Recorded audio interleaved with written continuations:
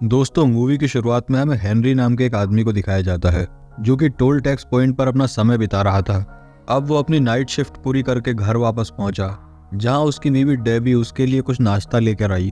तभी डेबी ने हेनरी से पूछा कि क्या तुम मुझसे अब भी प्यार करते हो। हेनरी बोला हाँ बिल्कुल, लेकिन उसके हाँ बोलने में उतना इंटरेस्ट दिखाई नहीं दे रहा था। खैर, इन्हीं बातों के बीच में घर की घंटी बजती है, जहां गेट पर हेनरी का बचपन का दोस्त एडी खड़ा होता है।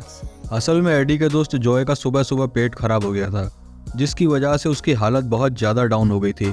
अब डेबी जॉय को अंदर ले गई। तब एडी से हेनरी ने बोला कि हम सब बेसबॉल खेलने जा रहे थे, लेकिन इतने में सुबह सुबह इसका पेट खराब हो गया, तो क्या तुम हमारे साथ बेसबॉल खेलने चलोगे। ये सुनकर हेनरी ने भी हाँ कर दी। कार में एडी हेनरी से बोला कि आगे वाले बैंक पर रोक कर चलना, क्योंकि वहां से हमें कुछ सामान लेना है। लेकिन बेचारे हेनरी को क्या पता था कि उनके सामान के चक्कर में वो आज बुरी तरह से फंसने वाला है। ये तीनों बिल्कुल चोरों की तरह बैंक में घुस गए, जहां एक सेकंड में ही अलार्म बज गया। अलार्म बजते ही ये तीनों तो वहां से भाग गए, लेकिन इन सब में बेचारा हेनरी फंस गया, क्योंकि उसने भी उन्हीं चोरों के जैसे कपड़े पहने थे। जिसके बाद उसे जेल में लाया गया, जहाँ डिटेक्टिव उसके साथियों के नाम पूछने लगे, लेकिन हेनरी ने उन्हें कुछ नहीं बताया। उसने अपनी दोस्ती की वजह से किसी का भी नाम नहीं लिया, इसलिए जज ने उसे 3 साल की सजा सुना दी। हेनरी को भी पता नहीं होगा कि ये सामान उसे इतना महंगा पड़ेगा। खैर, जेल में उसकी मुलाकात मैक्स नाम के एक बूढ़े आदमी से होती है, जिससे हाय हेलो करके ये दोनों दोस्त बन गए। अब दोस्ती की बातों में मैक्स ने हेनरी से पूछा, बताओ कि तुम्हारा सपना क्या है। तब हेनरी बोला, मेरा तो कोई सपना नहीं है। ये बात मैक्स को थोड़ी अजीब लगी, इसलिए उसने हेनरी को समझाया कि जिंदगी में कोई ना कोई सपना होना बहुत जरूरी है, वरना तुम्हारी लाइफ एमलेस हो जाएगी, मतलब कि जिसकी कोई मंजिल नहीं होती। अब यहाँ से कहानी 6 महीने आगे आई, जहाँ डेबी हेनरी से मिलने पहुंची। उसने हेनरी को बताया कि अब मैं किसी और से प्यार करती हूँ। मतलब डेबी अब किसी और को अपना मान चुकी थी, और वो कोई और नहीं बल्कि एडी का दोस्त जॉय था। खैर, हेनरी को इस बात से बिल्कुल भी फर्क नहीं पड़ा, इसलिए वो स्माइल करते हुए बोला कि मैं बस तुमको खुश देखना चाहता हूँ। अब कहानी 1 साल आगे आई, जहाँ हेनरी बाबू से बाबा बन गया था, लेकिन उसके अच्छे बर्ताव के चलते उसे पैरोल पर छोड़ दिया गया। यहाँ से निकलकर वो सबसे पहले अपने घर पहुंचा, जहाँ जॉय ने अपने खुले मुंह से उसका स्वागत किया।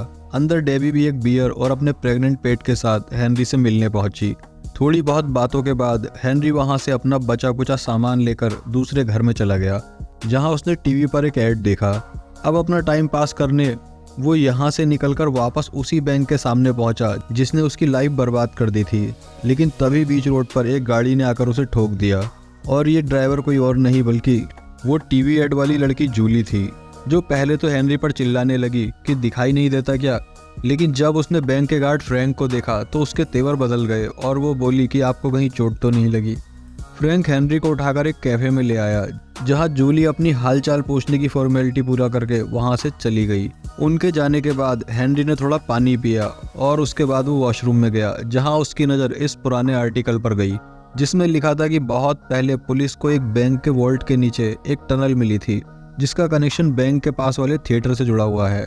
ये पढ़कर हेनरी का सीधा साधा दिमाग कुछ शैतानी करने का सोचने लगा, इसलिए यहाँ से निकलकर वो सीधा मैक्स से मिलने जेल में पहुंचा, जहां हेनरी ने उसे बताया कि मैंने अपना सपना सोच लिया है कि मुझे उस बैंक को लूटना है जिसने मेरी लाइफ बर्बाद कर दी, और इस काम में मुझे तुम्हारी भी जरूरत पड़ेगी। ये सुनकर मैक्स पहले तो मना करने लगा, लेकिन फिर वो हेनरी के लिए मान गया, जिसके बाद उसने काउंसलिंग में अच्छा बिहेव करते हुए अपनी पैरोल अप्रूव करवा ली। और अब ये दोनों दोस्त मिलकर वापस उसी न्यूज आर्टिकल को देखने पहुंचे, जिसे देखकर मैक्स बोला कि यह आर्टिकल 80 साल पुराना है, इसलिए पहले हमें ये पता करना होगा कि अभी तक वो वॉल्ट उसी जगह पर है या नहीं। जिसके लिए वो दोनों बैंक में पहुंचे। बैंक में मैक्स मैनेजर से ऐसे बातें करने लगा कि जैसे वो कोई बहुत बड़ा आदमी हो। मैनेजर भी मैक्स की बड़ी बड़ी बातों से काफ़ी इम्प्रेस हुआ। इसी बीच मैक्स ने यह भी पता कर लिया कि हाँ, वो वॉल्ट अभी भी इसी जगह पर रखी हुई है। अब यहाँ से निकलकर ये उस थिएटर में पहुंचे, जिसकी टनल अभी भी वॉल्ट से जुड़ी है। और पता है दोस्तों, उसी थिएटर में जूली भी एक्टिंग करती थी। हालांकि जूली का एक्टिंग लेवल कुछ खास नहीं था। खैर, मैक्स वहां भी लंबी लंबी फेंकते हुए बोला कि आज से ठीक 20 साल पहले मेरा इस थिएटर में एक अलग ही जलवा था। फिर वो बोला कि मैं इस थिएटर को एक बार दोबारा देखना चाहता हूँ। जिसके बाद एक आदमी मैक्स को अपने साथ थिएटर दिखाने ले गया। अब थिएटर के बहाने मैक्स को बातों ही बातों में पता चला कि उस वॉल्ट से जुड़ी टनल एक ड्रेसिंग रूम की दीवार के पीछे से निकलती है। यहाँ हेनरी को जूली कुछ ज़्यादा ही अच्छी लग रही थी, इसलिए उसने जूली को आज रात डिनर के लिए पूछ लिया। जिसके लिए जूली ने भी तुरंत हाँ कह दी। अब शाम को इनका डिनर शुरू हुआ, जिसमें दोनों ने खूब प्यार भरी बातें की, लेकिन इतनी सारी बातों से भी इनका पेट नहीं भरा। तो इसलिए अगले ही दिन से ये दोनों रिलेशनशिप में आ गए, जहाँ हेनरी ने सच्चा आशिक बनते हुए जूली को अपने प्लान के बारे में सब कुछ बता दिया। अब जब ये बात मैक्स को पता चली तो वो पहले तो हेनरी पर काफी गुस्सा करने लगा, फिर थोड़ी देर के बाद वो शांत हो गया, क्योंकि उसके दिमाग में कुछ अलग ही चल रहा था। असल में वो चाहता था कि जूली हेनरी को अपने नाटक में कोई रोल दिलवा दे, ताकि फिर हेनरी उस टनल वाले ड्रेसिंग रूम को देखकर अपना आगे का प्लान डिसाइड कर सके। जूली ने भी ज्यादा भाव ना खाते हुए अपने डायरेक्टर से हेनरी के लिए तुरंत बात कर ली, और डायरेक्टर बोला कि अगर इसने सही से एक्टिंग की तो हम इसे अपने नाटक में ले लेंगे। डायरेक्टर ने हेनरी को एक ऐसा रोल दिया जिसमें उसे जूली को बहुत अच्छे से प्रपोज करना था, जबकि उसे पता ही नहीं था कि हेनरी और जूली तो पहले से ही एक दूसरे के प्यार में गिर चुके हैं। हेनरी ने जूली को बहुत ही बढ़िया तरह से प्रपोज किया, जिसके बाद हेनरी की भर्ती उस नाटक में हो गई। रोल मिलने के अगले ही दिन से इन्होंने ड्रेसिंग रूम में तोड़फोड़ मचाना शुरू कर दी।